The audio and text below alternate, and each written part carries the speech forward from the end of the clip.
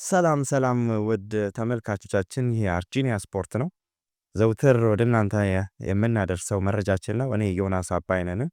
የዚህ ቻናል ቤተሰብ እንድትሆኑ ሰብስክራይብ እንድታደርጉ ጠይቃለሁ። እንዲሁም በሐሳብ አስተያየቶቻችሁን በኮሜንት ሴክሽን ላይ እያኖራችሁ ላይክ በማድረግ የኛ ቤተሰብ እንድትሆኑ ገልጻለሁ። ቀጥታ እኔ ወደ መረጃዎች ያልፋለሁ። ትላንት በተካሄደ የደቡብ አሜሪካ የዓለም ዋንጫ ማጣሪያ አራት ጨዋታዎች ተከናውነው ነበር። ብራዚል ትላንት ብቸኛ ጎል በማስቆጠር ወደ ዓለም ዋንጫ ማለፏን አረጋግጣለች። እንዲሁም አርጀንቲና አቻ በመለያየት የዚህን ውድድር መሪነቷን አጠናክራ ቀጥላለች።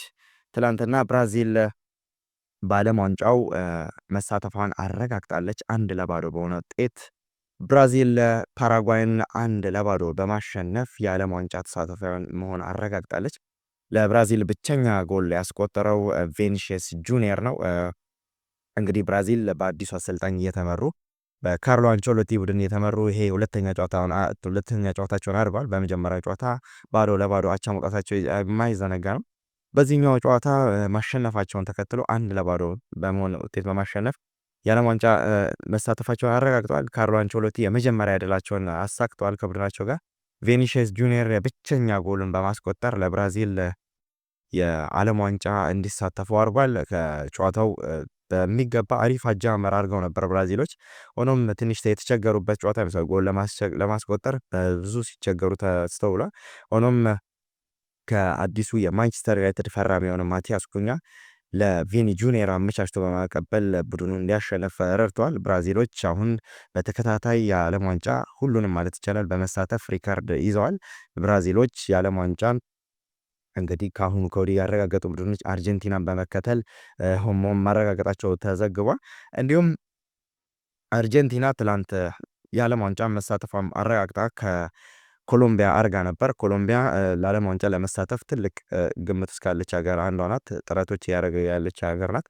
ሆኖም በጨዋታው አርጀንቲና ጨዋታውን እየተመሩ ነበር የጀመሩት በሉዊስ ዲያዝ የሊቨርፑል ተጫዋች የሆነው ሉዊስ ዲያዝ አርጀንቲና በቅድሚያ ጎል አስቆጥሮ እየተመሩ ጨዋታውን ቀጥለው ነበር። ከረፍት በኋላ ደግሞ በይባስ ብሎ የአርጀንቲና በቀይ ተጫዋች ታጣለች። ከዛም በኋላ የአርጀንቲና በቀይ ካጣች በኋላ የቼልሲ ተጫዋች የሆነው ኤንዞ ፈርናንዴዝን በቀይ ካጣች በኋላ ጨዋታው ላይ የመሸነፍ አዝማሚያ ታይቶ ነበር። ሆኖም ጨዋታው ከመጠናቀቁ 10 ደቂቃ ቀደም ብሎ 80ኛ ደቂቃ ላይ ቲያጎ አልማዳ ግብ አቻ አድርገው ጨዋታውን አቻ አጠናቀዋል። አርጀንቲና ቀደም ብሎ የዓለም ዋንጫ መሳተፏን ያረጋገጠች ክለብ ናት። ለኮሎምቢያ አደጋ ውስጥ የሚያስገባቸው ነገር ሆኗል። ቀጣይ 2 ጨዋታዎች ይቀራሉ። ከሁለት ጨዋታዎች አንዱን ወይም አቻ መውጣት የሚጠበቅባቸው ይሆናል። ኮሎምቢያ የዓለም ዋንጫ ለመሳተፍ የግድ ያገኙ ጨዋታዎች ማሸነፍ ይጠበቅባታል። እንዲሁም በሌላ ጨዋታ ዩራጋይ እና ቬንዙዌላ ያረጉ ጨዋታ ነበር። ዩራጋይ 2-0 ቬንዙዌላን አሸንፋለች። ፔሩ እና ኢኳዶር ያረጉ ጨዋታ ያለምንም ግብ የተጠናቀቀ ጨዋታ ነው። የደቡብ አሜሪካ ጨዋታ ከዓለም ዋንጫ ማጣሪያ ሊጠናቀቅ የሁለት ጨዋታ እድሜ ይቀረዋል። እስካሁን የተወሰኑ ወደ 5 ቡድን ማለፋቸውን አረጋግጧል። ትላንትም ያረጋገጠው ብራዚል ትላንት ማረጋገጧን ተከትሎ ባለ ሪካርድ ቡድን ሆናለች። የዓለም ዋንጫ ላይ ብዙ ጊዜ በመሳተፍ ባለ ሪካርድ መሆኗ ተረጋግጧል። እንዲሁም በሌላ መረጃ እንግሊዝ ትላንትና የወዳጅነት ጨዋታ ዌምብሌይ ላይ ባደረገችው በሴኔጋል ተሸንፋለች። ሴኔጋል ለይህን ጨዋታ ከመመራት ተነሳ ሃሪ ኬን ባስቆጠረ ጎል እየተመሩ ነበረ። ሆኖም እንግሊዝ ከቀድሞ በገባባቸው ጎሎች ሳር አቻ አረገ። በሁለተኛ አጋማሽ አከታትለው ሴኔጋሎች ባስቆጠሩት ጎል 3-1 በሴኔጋል ተሸንፋለች። ይህን ተከትሎ የቶማስ ቱሄል የመጀመሪያ ሽንፈቱን ከእንግሊዝ ቡድን ጋር አግኝቷል። የመጀመሪያ መሸነፉ ብቻ ሳይሆን በአፍሪካዊ ክለብ ለመጀመሪያ ጊዜ መሸነፋቸው ተረጋግጧል። የአፍሪካዊ ክለብ እንግሊዝን ያሸነፈች ክለብ መሆኗን አረጋግጣለች ሴኔጋል። ምንም እንኳን ይሄ የወዳጅነት ጨዋታ ቢሆንም በጣም የተዳከመች እንግሊዝን መመልከታችን የሚታወስ ነው። እንግሊዞች የመጀመሪያ ሽንፈታቸውን በቶማስ ቱሄል እየተመሩ ተከናንበዋል ማለት ነው። እንዲሁም በሌላ መረጃ የዝውውር መረጃ ሪያን ቸርኪ በይፋ ማንቸስተር ሲቲን መቀላቀሉ ትላንት ተረጋግጧል። ለማንቸስተር ሲቲ ፍርሚያውን አኑሯል። የማንቸስተር ሲቲ ተጫዋች መሆኑን አረጋግጧል። ከክለብ ወሬድ በፊት የተካሄደ የመጨረሻ ፍርሚያ ማለት እንችላለን። የማንቸስተር ሲቲዎች 3 ተጫዋቾችን ከክለብ ወርልድ ካፕ በፊት አስፈርመዋል። ያው እንግዲህ ክለብ ወርልድ ካፕ በፊት ያለው ዝውውር የ10 ቀናት ዝውውር ተዘግቷል። እንግዲህ በዝውውር ከመዘጋቱ በፊት ማንቸስተር ሲቲዎች 3 ተጫዋቾቻቸውን አስመዝግበው ጨርሰዋል። ይህንን ተከትሎ ክለብ ወርልድ ካፕ በቀጣዮቹ ቀናቶች የሚደረግ ይሆናል። አሁን እንግዲህ ማንቸስተር ሲቲ የተጫዋቹን ዝውውር ከጨረሰ በኋላ አሁን ትኩረታቸውን ለዓለም ክለቦች ወርልድ ካፕ ትኩረታቸውን እዛ ላይ የሚያደርጉ ይሆናል። ማንቸስተር ሲቲዎች የዚህን ተጫዋች ብቻ ሳይሆን የ3 ተጫዋቾችን ዝውውር ጨርሶ ዝግጅታቸውን ጨርሰዋል። ይህ 10 ቀን የፈጀው የዝውውር መስኮት እንግዲህ ተዘግቷል ትላንትና።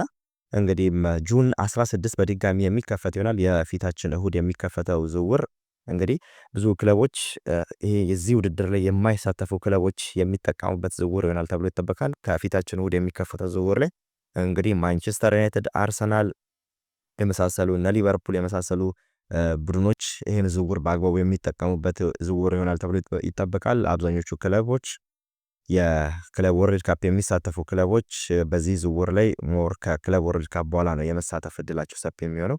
ምክንያቱም ትኩረታቸውን ወደ ክለብ ወርልድ ካፕ የሚያዞሩ ይሆናል።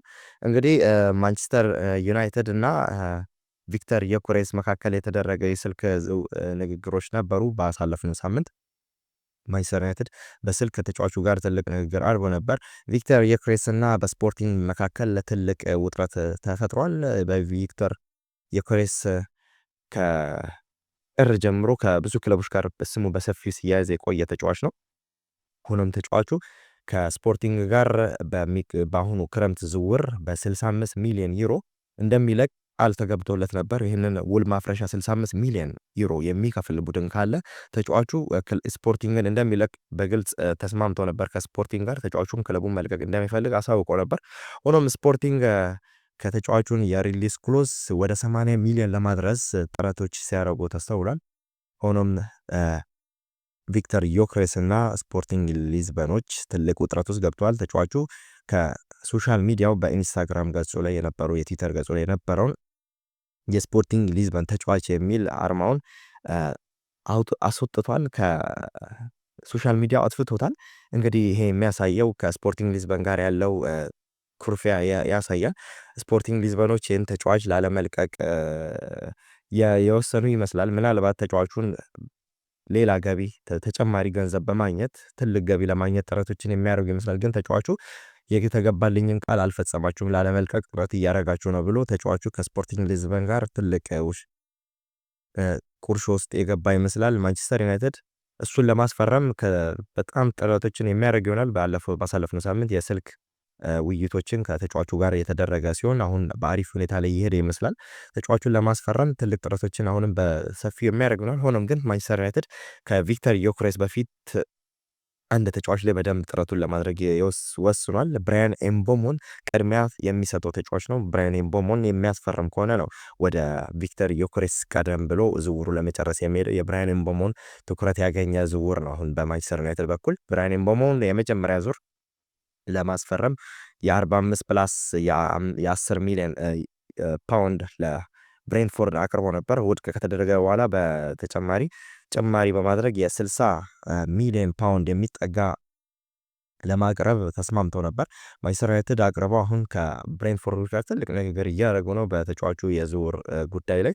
ሆኖም ግን ብራያን ኤምቦሞ ወደ ማንቸስተር ዩናይትድ የሚያደርገው ነገር ብዙም አሳሳቢ አይደለም። የተጫዋቹ ወደ ማንቸስተር ዩናይትድ የሚቀላቀልበት እድል በጣም ሰፊ መሆኑን እየተገለጸ ይገኛል። ብራያን ኤምቦሞ እንግዲህ ለብሬንትፎርድ ያደረገው ታሪክ በዚህ ዓመት 20 ግቦችን ያስቆጠረ ተጫዋች ነው። 20 ግብና እንዲሁም 7 አሲስቶችን ባሳለፍነው የፕሪሚየር ሊግ ሲዝን ላይ ማድረግ ችሏል። እንግዲህ ብራያን ኤምቦሞ ወደ ማንቸስተር ዩናይትድ የሚሄድ እድሉ ሰፊ ነው። እንግዲህ በሌላ ዜና ቶተናሞች ሶን ሂንግሜንን በዚህ ሲዝን የሚለቅ ተጫዋች መሆኑ ተረጋግጧል። ሶን ሂንግሜን ከቶተናም እንደሚለቅ ብዙ የሚዲያዎች እየዘገቡ ይገኛል። ቶተናም ጋር ያለው ነገር ያበቃ ይመስላል። ሶን ሂንግሜን ምናልባት የሳውዲ ክለቦች የመሳሰሉ እንዲሁም ወደ አሜሪካ ሊግ ወደ ኤምኤልኤስ የመሄድ እድሉ በጣም ሰፊ ነው የተባለ ነው። የሳውዲ ክለቦች እሱ ላይ በጣም ትልቅ ፍላጎት እያሳዩ ይገኛሉ። እንግዲህ ከተለያዩ ከሳውዲ ክለቦች አንጻር በተለይ ደግሞ የኳታር ክለቦችን ፍላጎት አላቸው። ምናልባት እሱም ደግሞ ሌላ አማራጭ የአሜሪካ ክለቦችን እያጤነ ይገኛል። ብዙ አፈላጊ ያለው ሶን ሄንግሚን እንግዲህ ከ17 ዓመት በኋላ ቶተናም ዋንጫ እንዲያገኝ ከረዱ ተጫዋቾች መካከል አንዱ ነው። የቡድን አምበል ነው። እንግዲህ ሃሪኬንን ካጣ በኋላ ዋነኛ ስታር ፕሌየራቸው ሶን ሂንግሚን ቶተናምን እንደሚለቅ ይጠበቃል በዚህ ሲዝን። እንግዲህ በሌላ ዜና ቼልሲዎች ከክለቦች የዓለም ዋንጫ በፊት ተጫዋች ለማስፈረም ጥረቶችን ሌሎች ተጫዋቾችን ለማስፈረም ጥረቶችን እያደረጉ ነበር። የዶርትመንዱን ጊትስን ለማስፈረም ትልቅ ጥረቶችን እያደረጉ ነበር። ከቦርሲያ ዶርትመንድ ለማስፈረም ለሶስተኛ ጊዜ ያቀረቡትን የ55 ሚሊዮን ዩሮ ጥያቄ ቦርሲያ ዶርትመንድ በድጋሚ ውድቅ አድርጎታል። እንግዲህ ቼልሲዎች ይህን ተከትሎ ተጫዋቹን ምናልባት ከዓለም ክለቦች ዋንጫ በኋላ ተጫዋቹን ለማስፈረም ጥረት የሚያደርግ ይሆናል። በአሁኑ ሰዓት ያለው ዲል ከቦርሲያ ዶርትመንድ ጋር ተቋርጦ ቼልሲዎች አሁን ሙሉ ትኩረታቸውን ለክለቦች የዓለም ዋንጫ ማጣሪያ ጨዋታ ትልቅ ትኩረት በማድረግ ሞር ፎከስ የሚያደርጉ ይሆናል። ተጫዋቹን ምናልባት ከክለቦች ወርልድ ካፕ በኋላ ተጫዋቹ ላይ ፎከስ የሚያደርጉ ይሆናል። እንግዲህ በአሁን ባለው መረጃ ይሄን ይመስላል። እንግዲህ ስትከታተሉት የቆያችሁት ይሄ አርጂኒያ ስፖርት ነው። ወደ እናንተ መረጃዎችን ሳደርስ የቆየሁት ዮናስ አባይነ ነኝ። እናንተም የዚህ ቻናል ቤተሰብ እንድትሆኑ የሰብስክራይብ ምልክቷን በመጫን የደውል ምልክቷን እየተጫናችሁ ከኛ ጋር ቤተሰብ እንድትሆኑ አስተያየቶቻችሁን በኮሜንት ሴክሽን ላይ እየጻፋችሁ ምን ይጨመር ምን ጎደለ እያላችሁ የጎደሉት ነገሮችን ሀሳባችሁን ከኛ ጋር እንድታደርሱ እኛም ወደ እናንተ የእናንተን ሀሳብ በደንብ በማጤን ወደ እናንተ ለማሻሻል ሁሉንም ነገር የምናደርግ ይሆናል። ወደኛ እንድታቆዩ እንገልጻለን። እንዲሁም ላይክ በማድረግ ሼር በማድረግ የኛ ቤተሰብ እንድትሆኑ እንግዲህ ሳብስክራይብ እንዳትረሱ። በቀጣይ እስክንገናኝ ቸርን ሰንብት።